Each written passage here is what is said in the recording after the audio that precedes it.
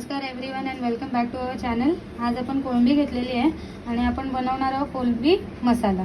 तर त्याच्यासाठी मी घेतलेला आहे 2 मोठे बारीक चिरून घेतलेले कांदे, 3 एकदम छोट्या साईजचे टोमॅटो होते म्हणून 3 घेतले, 2-3 कोकम घेतलेत मी इथे, भरपूर कढीपत्ता, कोथिंबीर घेतलेली आहे आणि आज मिक्सरमध्ये न वाटता खलबत्त्यामध्ये मी आलं, लसूण, हिरवी मिरची आणि कोथिंबीर वाटून घेतलेले आहे। कढई ठेवली आहे तापत। आपण यात थोडंसं तेल टाकणार आहोत।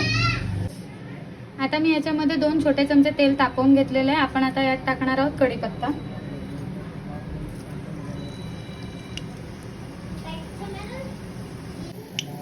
कढीपत्ता आता आपला तडतडलाय। आपण यात वाटून घेतलंय जे खलबत्त्यात ही पेस्ट टाकूया।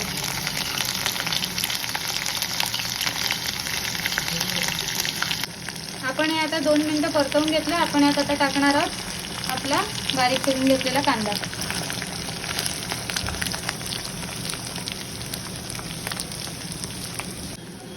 कांदा आपला छान परतवून झाला। आपण आता याच्यामध्ये टोमॅटो टाकून घेऊया।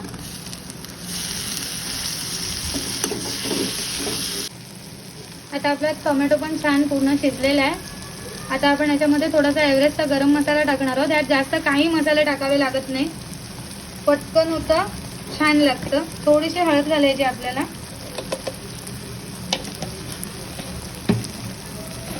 आणि आपल्याला जसं तिखट लागत असेल त्या अंदाजाने आपल्या घरचं लाल तिखट।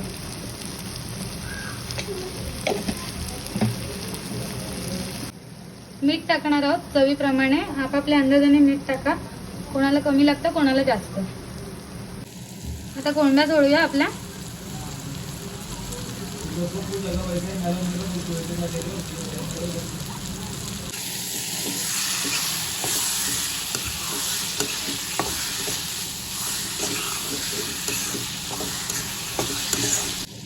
मिक्स करून घेतलंय। गॅस स्लो करून झाकण ठेवूया। पाणी टाकायची गरज नाही, कोळंब्यांना पाणी सुटेल आणि कोळंबी खूप पटकन शिजते।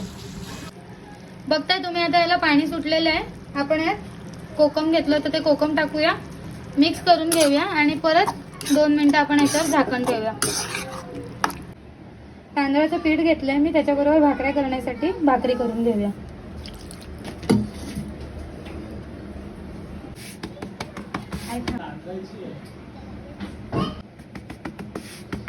भाकरी झाली आपली थापून।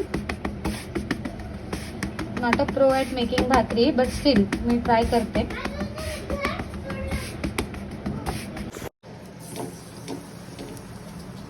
पाणी लावून घेऊया भाकरीला।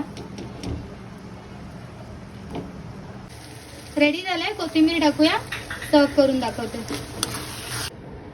रेडी झालंय आपलं कोळंबीचा सुका मसाला। या जेवायला फ्रेंड्स।